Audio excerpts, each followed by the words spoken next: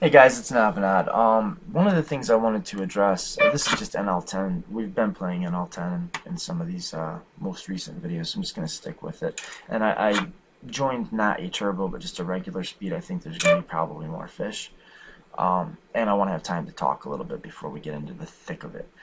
So what I wanted to say is when you're watching any video, mindfulness is extremely important. Just like when you're playing poker, mindfulness and focus is extremely important. Um, but I mean, doing anything of consequence, anything worth doing, mindfulness is usually going to be fairly important. 8-2 suited, I think, can be an open. It can be an open fold. Um, we could try to establish an open limping range against the villain and see what goes on there. We're just gonna let this one go. That's a little nitty, but whatever. So I put callouts up, right? And what I want you to do, and I haven't said this in a while, is when you see the call out, if it's a big call out or if there's multiple call outs, pause the video. Sometimes I say in the call out, pause video. Really do that. Pause the video, read what I'm saying. I do these videos in layers. Like sometimes I play the game and then I narrate and then I add the call out, and there's like 3 layers of strategy in there. I think it's going to be really hard for you to watch the game, listen to my narration, and read the call outs. So what you need to do is either pause those call outs and or pause the video, read the call outs, unpause, and then go back to the game, or watch the video once and then read the call outs in the second go. So, you kind of, in that sense, getting more bang for your buck, but it also takes me longer to make the videos. So I hope you're utilizing them that way. This is really, really close, but I think we just lay this down. It's one of those boards that's unfortunate. It's one of those boards where even if we have the best hand a lot, which we will, we are out of position, and most of the hands that are, well, he's just going to connect with that flop with a lot of hands that are either better than ours straight away, we'll get there, or we'll be able to put a ton of pressure on us and not allow us to realize our showdown values. So, yeah, while we're kind of getting a feel for our opponent, I think it's okay to be a little nitty. I mean, it's hard to win money off a nit, so we'll knit it up. When he open limps, I want to test this out. Very, very rarely. I mean, this guy might end up with a very balanced open limping range.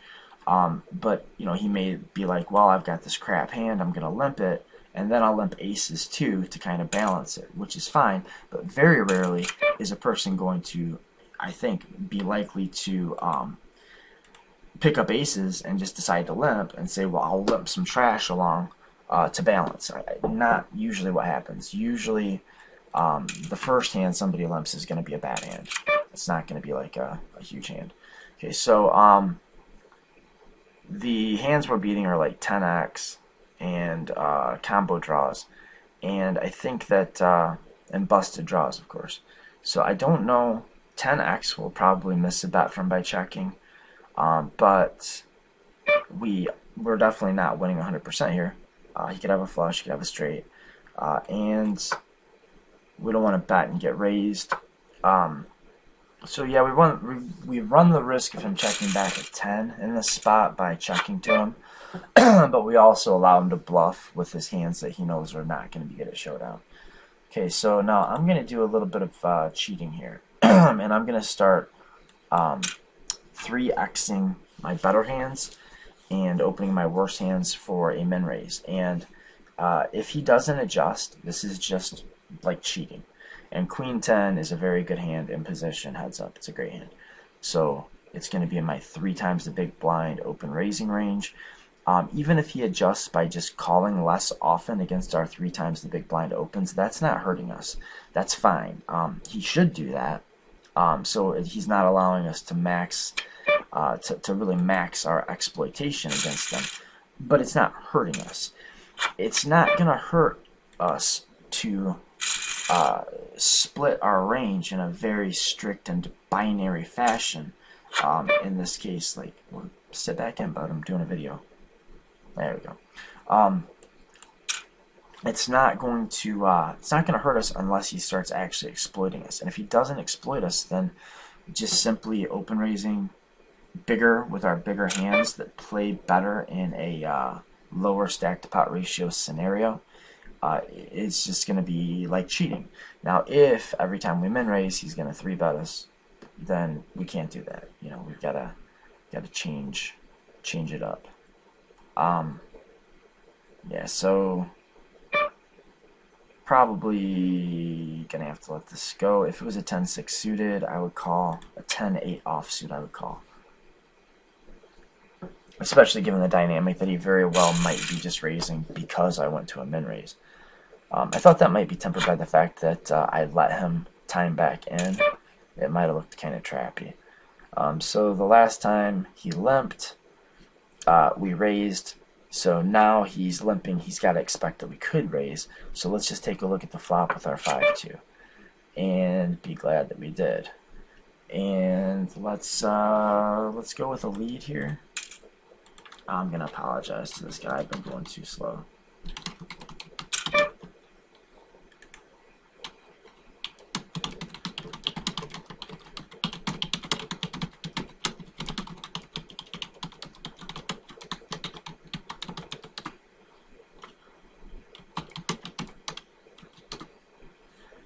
Alright, and we've got 2-pair and a board that could, I mean, we could be drawing dead. He could have a bunch of draws. Let's take a look at the turn card before we make any decisions. And now I think if he bets again, we're just going to pile it in. We're just going to, well, depending on his bet size, like if he goes 240, we'll ship it.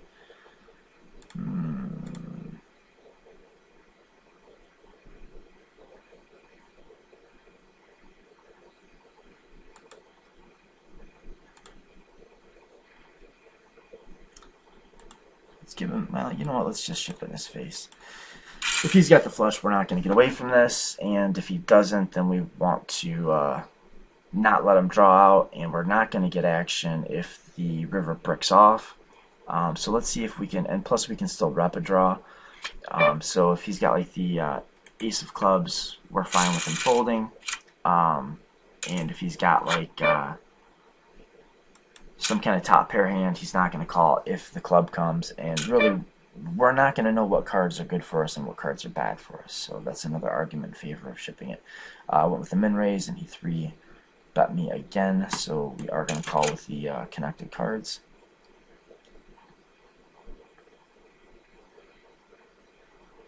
And this is better for our range than for his range. So if I had any equity at all, I would be floating, but I really don't. So we'll, like if I had even the 8-7 of spades or diamonds, then I would probably go ahead and peel that.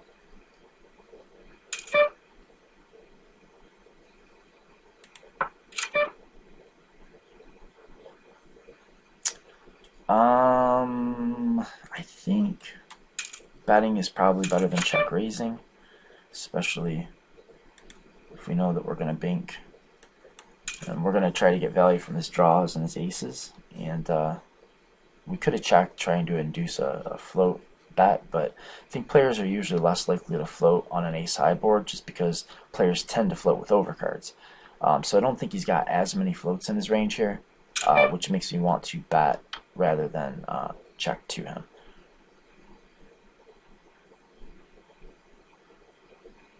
Okay, let's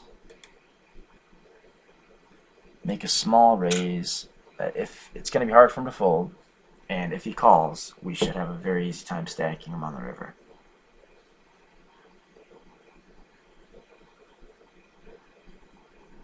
Our hand is very, very tough to see. You know, I mean, it's 8-5 offsuit is not going to be a huge part of my range ever.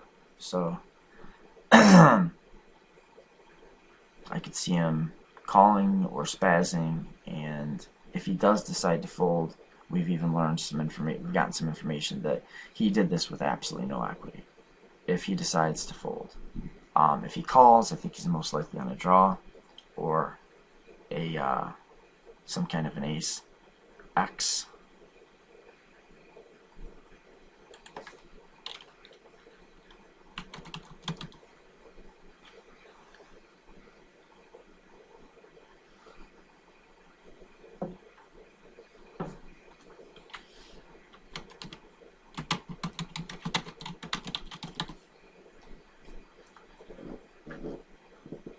friendly banter.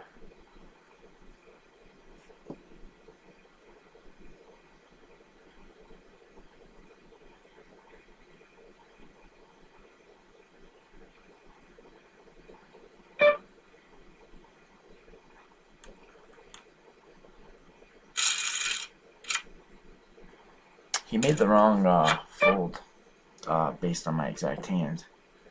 And I would say that was a pretty nitty fold. And thank goodness, because he'd have got there and we would have had to pay it off. Okay, now let's just stick with this min raise sizing.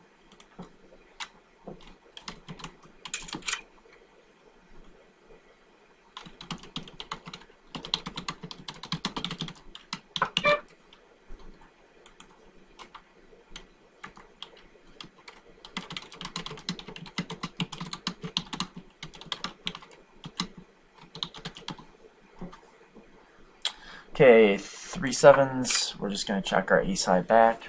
We're going to have to call because he definitely is aggressive enough to allow my check back to cause him to bomb turns, and that's fine. But when we're taking a line that's likely to induce a bluff and we can beat bluffs, we have to call. So what does this mean when he checks? It means that he probably has some showdown value. And that could be like a pair of fours here, although I think a lot of players would overvalue their boats. I'm not sure this guy's one of them.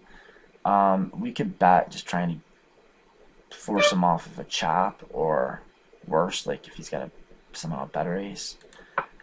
But I think just in terms of our overall strategy, overall game plan,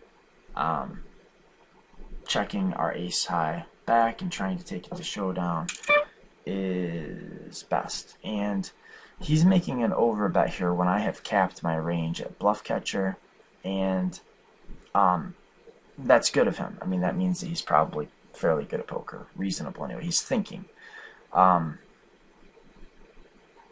Would he do this with a flush? Probably not. Would he do this with a king? Probably. Maybe. And we might not even beat all of his bluffs, so we're going to lay this one down. Oh, wow, quads. Wow.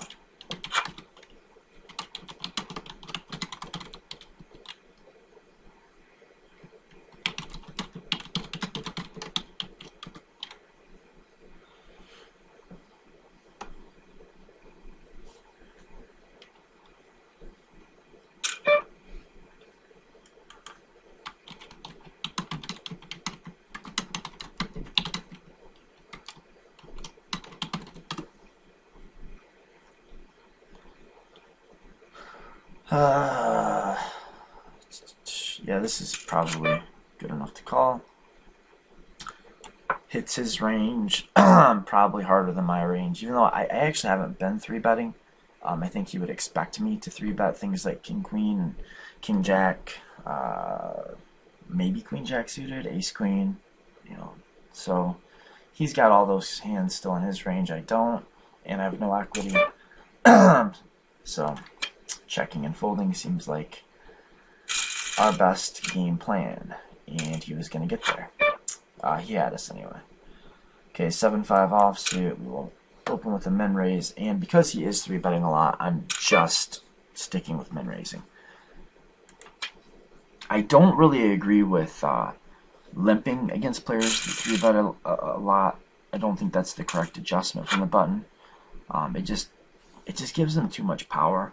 I think the better way to adjust is to make your raise size smaller, so he either has to risk too many chips in order to get a fold, or allow you to play a pot in position without making the stack to pot ratio really bad for you, and to open a light 4-betting range. So we have to start 4-bet bluffing some of the time, and also we've got to be willing to call wider. So against his 3-bets, we'll call a little more often. We will just stick with the min raises. Can you email the video? I'll put it on YouTube today.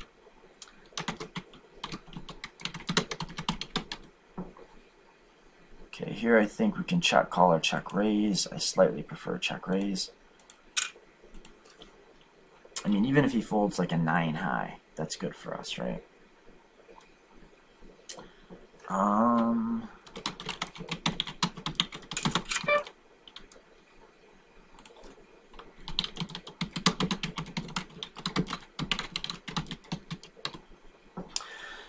Okay, so it's not a great card for us, but I do think it allows us to check and call, because not only do we have the draw, but we have some showdown value against his Brandon Wallace. Okay.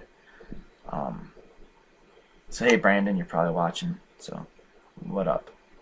I think you're playing very well, and I don't say that very often at this stake.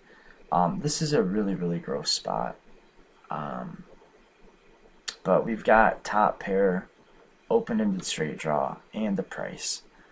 I don't know. Yeah, I don't think it makes much sense to raise, although I doubt it matters a whole lot.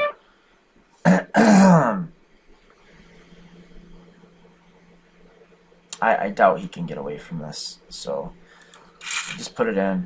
Hope he's got something that can call and loses. 6-7 cooler. I'll accept the rematch.